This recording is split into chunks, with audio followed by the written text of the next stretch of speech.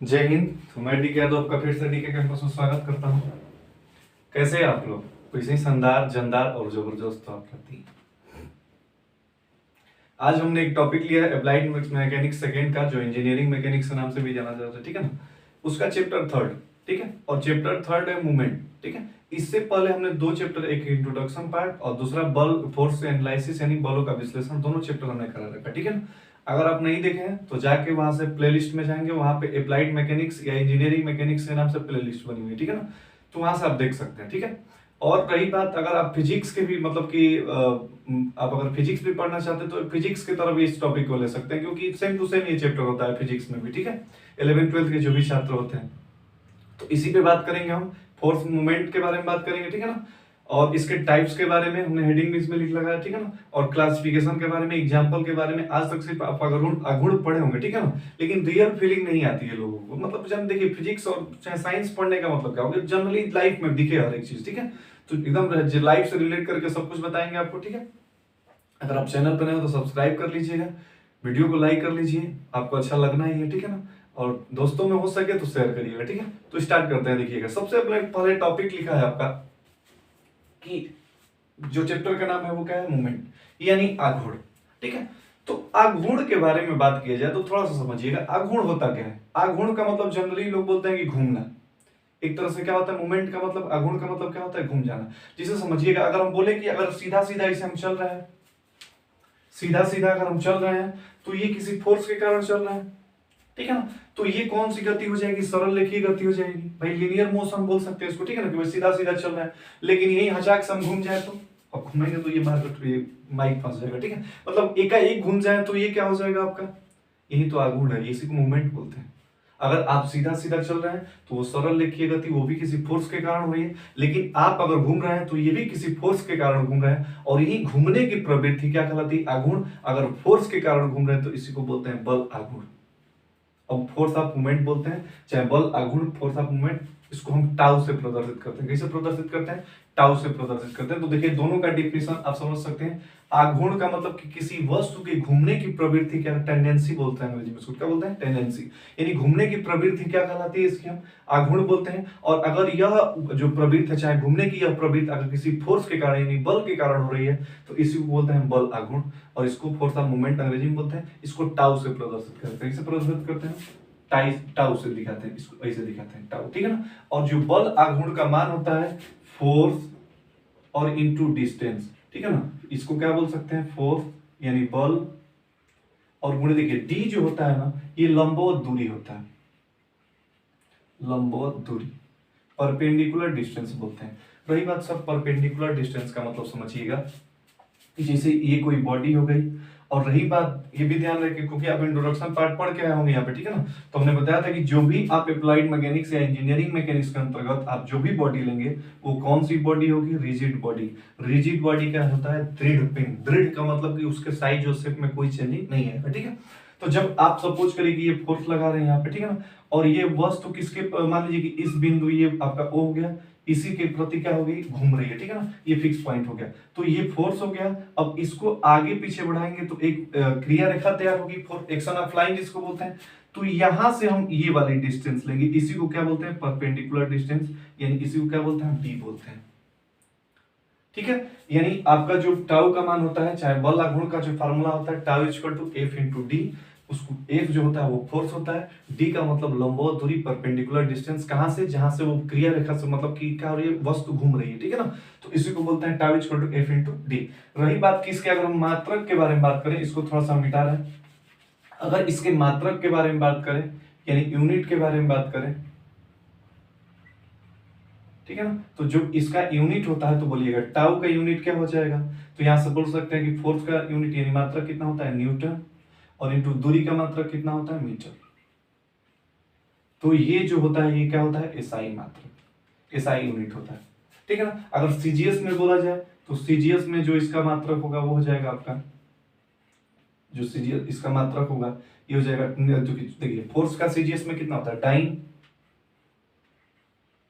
और मीटर का कितना हो जाता है, सेंटीमीटर, ठीक है ना। अगर एमकेएस में बोला जाए, ये किस में हो जाएगा आपका, सीजीएस में, ठीक है, सीजीएस। अगर एम के एस में बोला जाए तो tau equal to kilogram force से लिखा जाए केजी इंटू एम को, अब चूंकि मीटर है तो इसको किस में दिखाएंगे, किलोमीटर।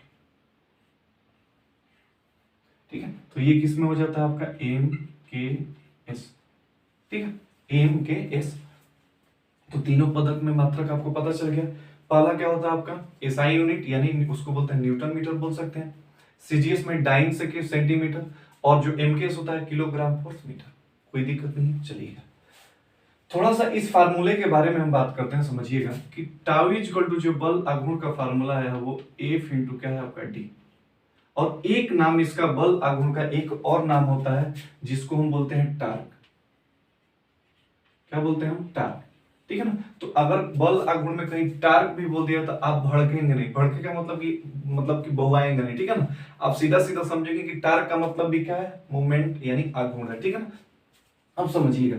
तो हम पूछे कि भाई अगर टाउ की वैल्यू को बढ़ाना है, मतलब टाउ का मान अगर बढ़ाना है तो आप दो तरीके से बढ़ा सकते हैं। या तो एफ को बढ़ा के बढ़ा सकते हैं, ठीक है ना, या तो किसको बढ़ा के बढ़ा सकते हैं, डी को बढ़ा सकते हैं। ठीक है ना, क्योंकि tau equal to F into D है और वो प्रोपोर्शनल साइन में है, समानुपाती है। तो जब एफ बढ़ेगा तब भी टाउ बढ़ जाएगा और डी बढ़ेगा तब भी टाउ बढ़ जाएगा। ठीक है ना, तो आप समझ सकते हैं कि भाई आप बताइए, तो या तो आप एफ को बढ़ा के बढ़ा लीजिए इसकी वैल्यू, और नहीं तो डी को बढ़ा के इसकी वैल्यू बढ़ा लीजिए। दो ही तरीके से बढ़ा सकते हैं। तो भैया जी हम बोलेंगे कि एफ का मान अगर बढ़ाएंगे तो भी टाउ बढ़ेगा, तो हम क्यों ना एफ का मान, मतलब कि भाई साइंस हमको क्या कहता है, साइंस तो यही कहता है ना कि कम बल लगा के और ज्यादा काम कर लिया जाए। ठीक है ना, साइंस का मतलब तो यही होता है। तो आप काहे बरियाई करके एफ का मान बढ़ा रहे हैं। मान लीजिए किसी दरवाजे को खींचना है, जैसे समझिएगा एग्जांपल, इसको मिटा दें हम, आप लिख लिए होंगे। ठीक है ना, समझिए। ठीक है, इसको मिटाते हैं और एक एग्जांपल हम लेते हैं आपके लिए, जैसे केवाड़ी। आपने देखा होगा केवाड़ी को क्या बोलते हैं, दरवाजा। ठीक है ना, ये उसका चौकट हो गया दरवाजे का। ठीक है ना, ये इसमें होल्ड फास्ट टाइप का रहता है यहाँ पे। ठीक, और यहाँ से क्या होता है, दरवाजा लगा। ठीक है, ये इसका क्या हो गया, चौकट बोलते हैं। थोड़ा सा मॉडल में भी बना लीजिए। ठीक है, ये इसका होल्ड फास्ट, यहाँ से दरवाजा मतलब यहाँ पर रहता है। जो कब्जा लगाया जाता है, देखिएगा, जो दरवाजे को खोलने के लिए कब्जा लगाया जाता है, आप देखे होंगे कि कब्जा को यहाँ पे लगाया जाता है। ठीक है ना, जो दरवाजे में कब्जा लगा रहता है वो कहाँ पे लगा रहता है आपका, इस प्रकार दरवाजे पे कब्जा पकड़ के गेट को खोलने के लिए। तो जो कब्जा लगा रहता है, क्योंकि देखिए ये भी दरवाजा क्या करता है, इस चौकट के प्रति घूमता है, तो घूमने की प्रवृत्ति आघूर्ण यानी मूवमेंट यानी टार्क कहलाएगी। और अगर ये घूमता है तो बताइएगा सर, ये जो है यहाँ पे घूम रहा है, यहाँ पे घूम रहा है ना, तो यहाँ से इसकी डिस्टेंस, यहाँ से इसकी डिस्टेंस, और यही क्या कहलाएगी, परपेंडिकुलर डिस्टेंस। तो देखिएगा, या तो आप इसको क्या करिए, खूब कचकचा के खींचिए, कचकचा के मतलब कि बल का मान खूब ज्यादा लगाइए, तो ये डिस्टेंस यहाँ पे कम करके खींचिए। तो या तो बल को अगर बढ़ा के खोलना हो गेट को तब भी आघूर्ण का मान बढ़ सकता है, और नहीं तो आप डिस्टेंस से बढ़ा लीजिए। आप देखेंगे कि कोई भी जो खोलने वाली वस्तु होगी उसमें जो खोलने की मतलब पकड़ के खींचने के लिए जो बनाया जाता है वो हमेशा किनारे पे बनाया जाता है। आपको इससे भी नहीं समझ में आता, आप गांव में जाता देखे होंगे। ठीक है ना, जाता में क्या होता है कि एक पत्थर इस प्रकार होता है और एक ऊपर से एक दूसरा पत्थर इसे लगा दिया जाता है।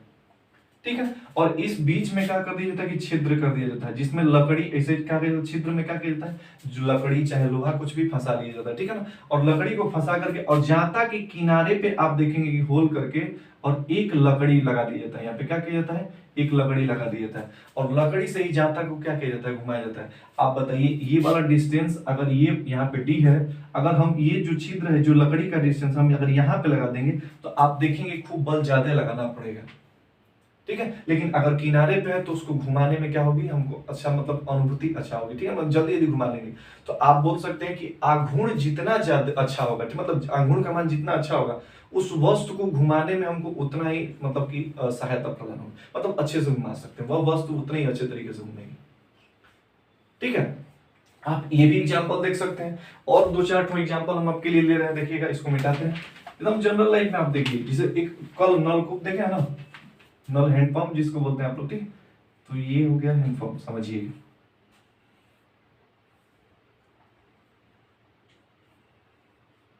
इस प्रकार होता है आपका। ठीक है ना, और यहां से क्या हो जाता है, ऐसे। ठीक है,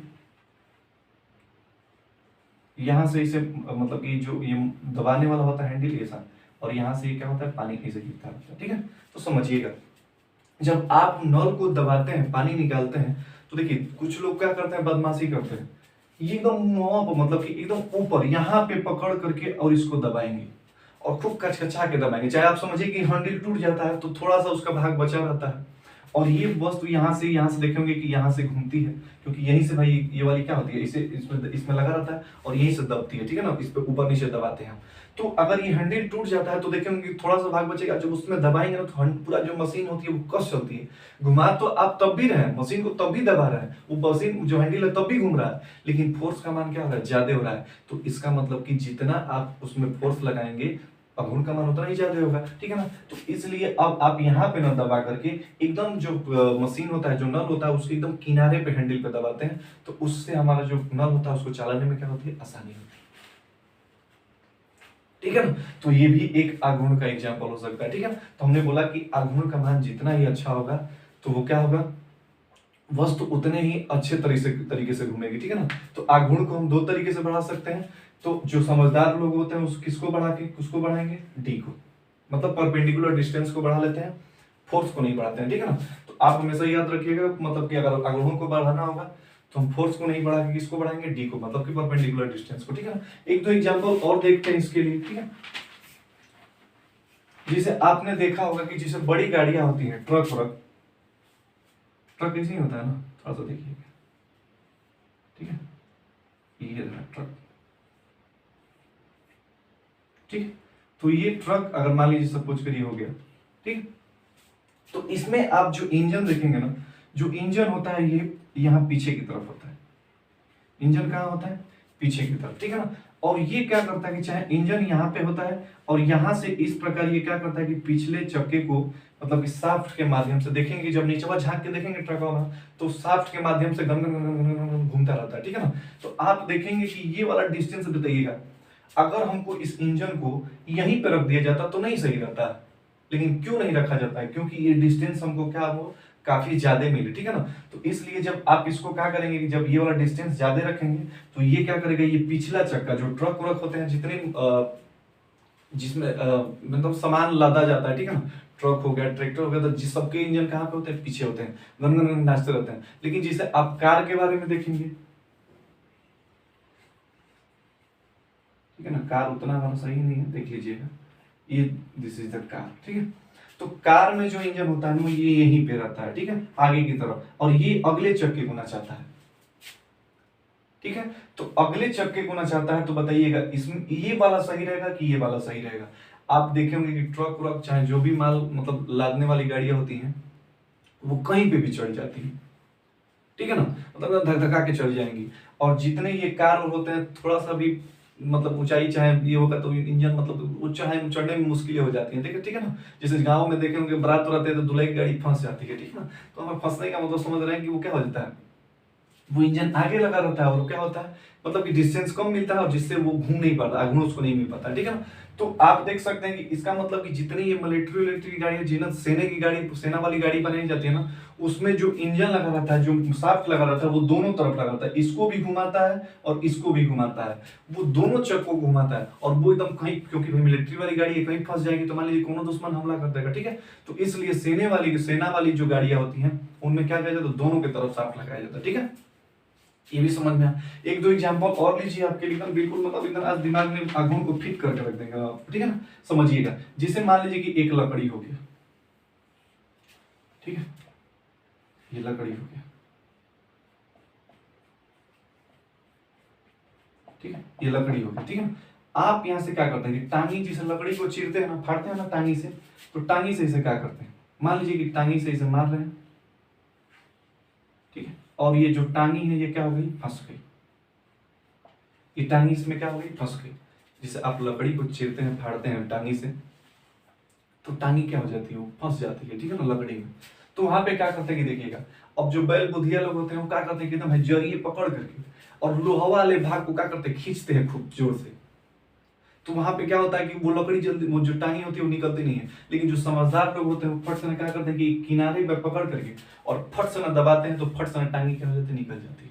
तो आप देखिए जितना यहाँ पे नजदीक आएंगे, यहाँ से अगर दबाएंगे उतना ही आघूर्ण का मान मतलब बल का मान ज्यादा लगाना पड़ेगा, मुश्किल होगी।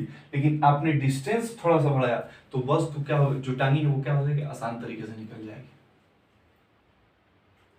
ठीक है, तो इसलिए हमने बोला कि जो समझदार लोग होते हैं वो किसको बढ़ा करके बढ़ा लेते हैं, आघूर्ण का मान डी का मान। ठीक है, तो आघूर्ण का हमको एग्जांपल, उम्मीद है कि आपको अब सब कुछ दिख रहा होगा। अगर आप भी एग्जांपल जानते हैं आघूर्ण वाला तो अभी तो बहुत सारे एग्जांपल है। ठीक है ना, तो आप हमारे कमेंट बॉक्स में बताइए कि आघूर्ण का ये भी एग्जांपल है। ठीक है, आगे बढ़ते हैं, समझिएगा। मात्रक हो गया हमारा, ठीक है ना, आघूर्ण का परिभाषा, आघूर्ण का एग्जांपल, सब कुछ हो गया। तो अब बल आघूर्ण किसको कहेंगे, तो बल आघूर्ण की परिभाषा सिर्फ आप लिख दीजिएगा कि जब भी कोई वस्तु किसी बल के कारण घूमती है तो इस घूमने की प्रवृत्ति यानी टेंडेंसी को क्या बोलते हैं, बल आघूर्ण कहते हैं। इसको हम टाउ से प्रदर्शित करते हैं, टाउ इक्वल टू होता है F × d। बल आघूर्ण को हम क्या बोलते हैं, टॉर्क भी बोलते हैं। ठीक है ना, इसका मात्रक होता है, इतना बात आप लिख सकते हैं, इसका मात्रक एसआई मात्रक होता है न्यूटन मीटर। ठीक है, सीजीएस मात्रक होता है डाइन सेंटीमीटर और एमकेएस पद्धति में मात्रक होता है आपका किलोग्राम पर सेंटीमीटर। ठीक है, इसमें किसी को कोई दिक्कत नहीं है आपको। ठीक है, समझिए। अब हमने अगला हेडिंग लिखा है बल आघूर्ण के प्रकार। भाई आघूर्ण भी हमने बता दिया कि किसी वस्तु के घूमने की प्रवृत्ति टेंडेंसी आघूर्ण कहलाती है। बल आघूर्ण भी बताया कि अगर वो घूमने की प्रवृत्ति बल के कारण हुई तो बल आघूर्ण कहलाती है, मोमेंट ऑफ फोर्स बोलते हैं। अब अगला है आघूर्ण के प्रकार और उसका अगला हमने लिखा है बल आघूर्ण का वर्गीकरण। देखिए दो टाइप है, दो मतलब नाम यहाँ पे आपको दिख रहे होंगे, एक जो है प्रकार और एक जो है वर्गीकरण। अच्छा, प्रकार और वर्गीकरण का मतलब क्या होता है, देखिएगा सर, जो प्रकार होता है ना, जो टाइप्स होता है ना, वो फिक्स होता है। क्या होता है आपका, फिक्स्ड होता है। मतलब कि अगर दो प्रकार का आघूर्ण है तो हमेशा दो ही प्रकार का होगा। लेकिन जो क्लासिफिकेशन होता है ना, इसमें से आप देखेंगे कि बहुत सारा तोड़ करके और प्रकार उसका निकाल दिया जाता है।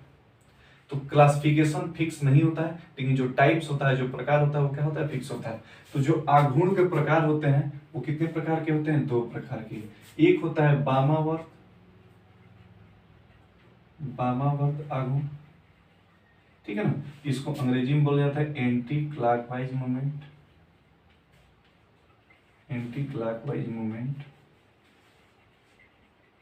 ठीक है, और एक होता है दक्षिणावर्त आघूर्ण, दक्षिणावर्त आघूर्ण, इसको बोलते हैं क्लॉकवाइज मूवमेंट,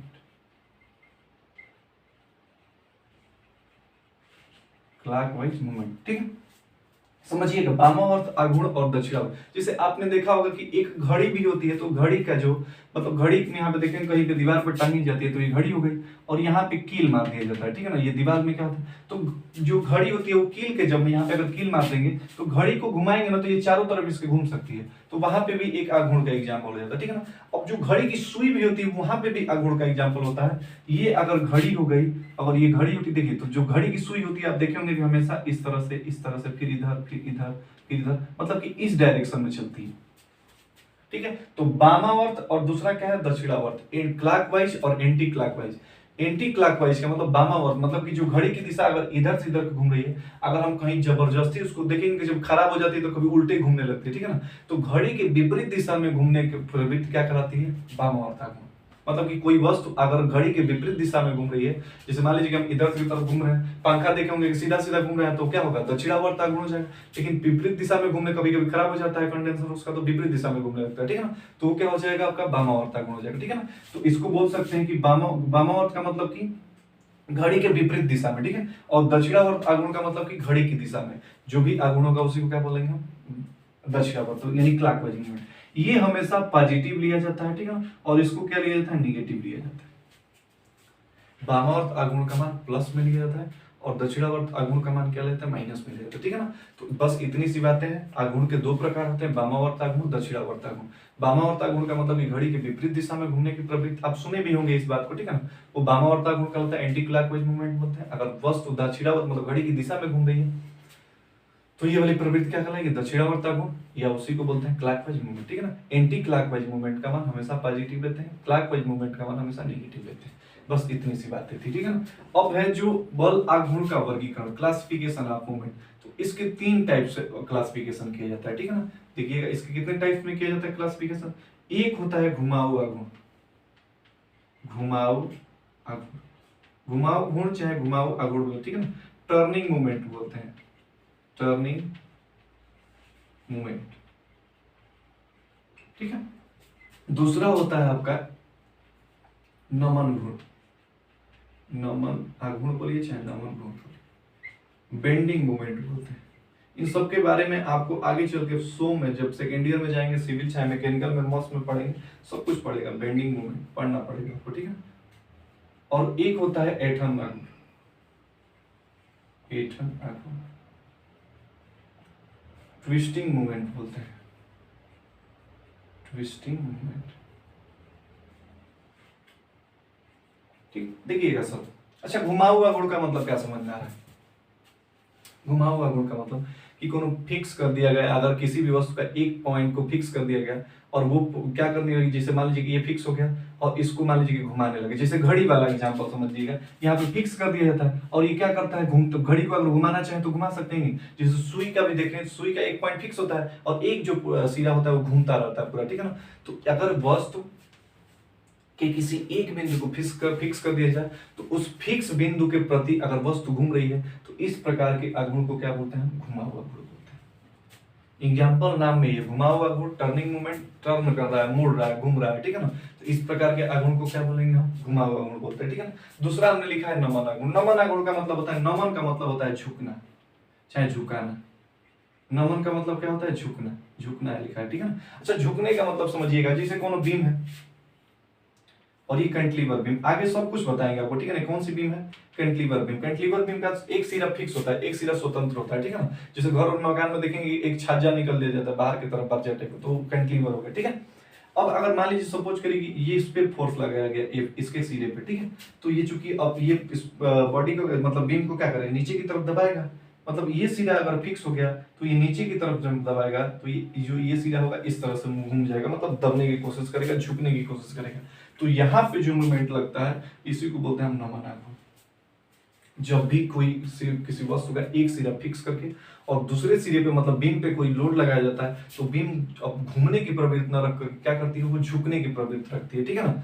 यहाँ पे समझिएगा, यहाँ पे जो ये कील मारा गया है ना, यहाँ से पिंड जो होता है वस्तु घूम सकता है, लेकिन यहाँ पे एक सिरा अगर फिक्स कर दिए तो वस्तु घूम नहीं सकती है, ठीक है ना। तो एक सिरा यहाँ पे दीवार पे अगर जगड़ दिया गया तो ये सिरा फिक्स है, अब ये उसके प्रति घूमेगी नहीं, तो घूमेगी नहीं तो भाई झुकेगी, और ये झुकेगी तो जिस बल के कारण झुकेगी इसी को बोलते हैं बल आघूर्ण, ठीक है। अगला है ऐंठन आघूर्ण, ट्विस्टिंग मूवमेंट बोलते हैं। ट्विस्टिंग मूवमेंट का मतलब क्या समझना है, जैसे समझिएगा कि जैसे एक पाइप हो गया, ठीक है, ये पाइप हो गया, ठीक है ना, इसका एक सिरा फिक्स कर दिया गया और इस पे मान लीजिए कि कौन सा लगा है, दोनों तरफ इसको क्या कीजिए, ट्विस्ट किया जा रहा है। जैसे समझिए एक सिरा इसको पकड़ लिया गया और इसको क्या कीजिए, घुमाया जाए, पूरा ऐंठ दिया जाता है। तो आप देखेंगे किसी भी चीज को जब ऐंठ दिया जाता है ना तो एकदम ट्विस्ट कर जाता है, एकदम घूम जाता है, मरोड़ टाइप का हो जाता है, ठीक है ना। इसी को बोलते हैं ट्विस्टिंग मूवमेंट। डिफिनेशन बना सकते हैं आप लोग, ठीक है ना, कि बल घुमा हुआ गुण का मतलब क्या होता है कि जब किसी वस्तु का एक पॉइंट किसी मतलब कि दीवार या माध्यम कील के माध्यम से उसको फिक्स कर दिया है, मतलब उसके प्रति घूमने की प्रवृत्ति रखती हो, तो उस प्रकार की जो प्रवृत्ति बल के कारण जो घूमेगी उसको बोलेंगे हम घुमा हुआ गुण, ठीक, मतलब घूमने की प्रवृत्ति है। दूसरा है नमन गुण। नमन गुण का मतलब कि एक सिरा अगर फिक्स कर दिया बीम है और लोड लगेगा तो ये बीम झुकेगी, झुकने की प्रवृत्ति क्या कहलाती है, नमन गुण या बेंडिंग मूवमेंट बोलते हैं, ठीक। अगला है ऐंठन गुण, ट्विस्टिंग मूवमेंट बोलते हैं। ट्विस्टिंग मूवमेंट का मतलब कि एक सिरा पकड़ करके और इसको खूब ट्विस्ट करिए, घुमाइए, मोड़िए, खूब चमोड़िए, ठीक है ना, तो ये क्या कहलाता है आपका ट्विस्टिंग मूवमेंट, ऐंठन गुण, ठीक है। तो इस वीडियो में बस इतना ही बात करेंगे। अगले में है जो आपका सबसे पहली बात कि आघूर्ण का ज्यामितीय निरूपण है, उसके बाद बैरिग्नान थ्योरम है, बैरिग्नान थ्योरम के प्रूफ है। तो बहुत अच्छा लेक्चर होने वाला है, तो ठीक है। तब तक अपना ख्याल रखिए, खुश रहिए, मस्त रहिए, इसी उत्साह और उमंग के साथ मिलते हैं अगले वीडियो में। तब तक के लिए जय।